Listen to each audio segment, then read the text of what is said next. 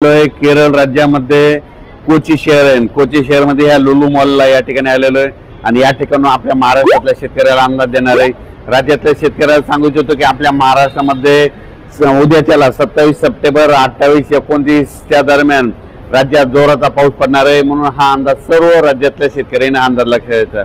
सांगायचं झालं तर हा पाऊस आजच 26 तारखेला म्हणजे 26 सप्टेंबरला विदर्भाकडे सुरू होणार आहे। चंद्रपूर, वर्धा, नागपूर, भंडारा, गोंदिया, यवतमाळ, वाशिम, हिंगोली, परभणी, नांदेड म्हणजे आज 26 तारखेला मध्यरात्रीला हा पाऊस सुरू होईल।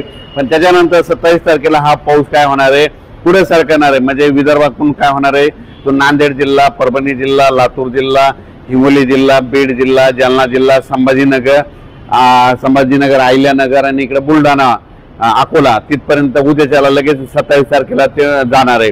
त्याच्यानंतर 28-29 च्या दरम्यान तो संपूर्ण पश्चिम महाराष्ट्राकडे जाणार आहे। म्हणजे सोलापूर जिल्हा, सांगली जिल्हा, सातारा जिल्हा, पुणे जिल्हा, मुंबई, कोकणपट्टी, सहित अहिल्यानगरहून तसंच नाशिकहून नंदुरबार, धुळे, जळगाव, मुंबई संपूर्ण तसंच सगळीकडे संभाजीनगर करत असा काय होणार आहे 27, 28, 29, 30 दरम्यान जोराचा पडणार आहे।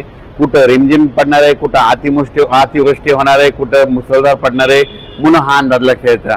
पण राज्यातल्या सर्व शेतकऱ्याला सांगू इच्छितो की आज दुपारपर्यंत ज्यांचं काही सोयाबीन काढलेलं असेल तुम्ही झाकून ठेवा, कारण की राज्यामध्ये आज उद्यापासून म्हणजे 27 सप्टेंबर पासून ते 2 ऑक्टोबर पर्यंत जोराचा पाऊस पडणार आहे म्हणून हा अंदाज लक्षात घ्यायचा।